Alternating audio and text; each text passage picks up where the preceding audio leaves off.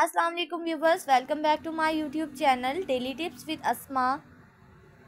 आज के इस वीडियो में हम आपको बताएंगे मोती नाम का मतलब क्या है। मोती नाम का शुमार लड़कों के नामों में होता है। मोती एक इस्लामी नाम है। मोती नाम की इब्तदाई तारीख अरबी ज़ुबान से निकलती है। मोती नाम के अफराद के लिए खुशकिस्मत नंबर 3 माना जाता है। माहिरीन के मुताबिक मोती नाम के लड़के बहुत मासूम होते हैं। मोती नाम का मतलब है बख्शने वाला, अता करने वाला, देने वाला। मोती नाम के लड़कों के लिए खुशकिस्मत दिनों में जुम्मा और सोमवार का दिन शामिल है।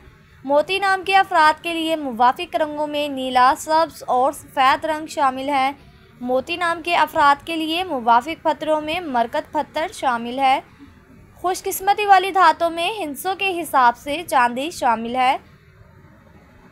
फ्रेंड्स, अगर आप अपने नाम का मतलब जानना चाहते हैं तो कमेंट बॉक्स में अपना नाम लिखें। इंशाल्लाह हम आपके नाम की वीडियो ज़रूर बनाएंगे। Thanks for watching.